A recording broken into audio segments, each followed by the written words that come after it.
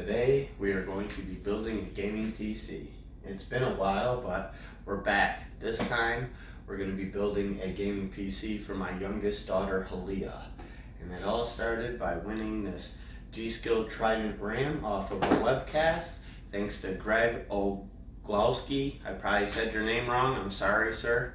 But thanks to him and me answering a question about a very old company, basically what company took over Compaq, and because I got that right, he went ahead and sent me this RAM, which was a bonus. It's actually a web podcast and they were giving away a graphics card.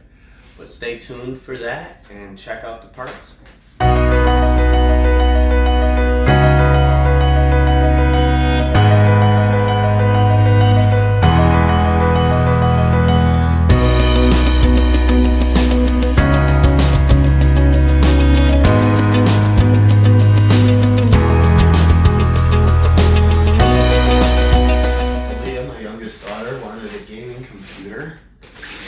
I decided as a tribute to this G.SKILL RAM, because I didn't want to get rid of it in another build, I figured I wanted to keep it in-house. I decided to build an entire gaming PC around that. Now, the parts I picked out, you may have better opinions and options that are available, and I definitely encourage anybody who could build this better to go ahead and do that. One thing I did pick up was the Ryzen 7 50th anniversary, which a lot of people are thinking, well, why would you have paid $80 more when you could have just got the Ryzen 7 2700X non-50th anniversary chip, and it would have been a heck of a lot cheaper with the same results. There's nothing extra about that compared to, I personally have the Intel 8086K, the 40th anniversary for Intel chip, and that did come with a few extra boosts compared to the 8700K, which was their flagship product at the time. I went ahead and picked up a GTX 1066 gigabyte super clocked graphics card to go along with that. We have the EVGA 850 G2. I recommend this a lot to people.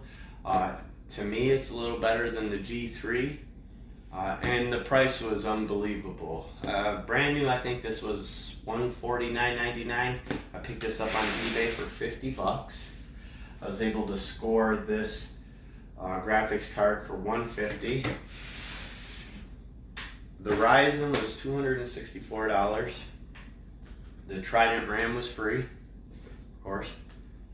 I picked up an Aorus B450M by Gigabyte.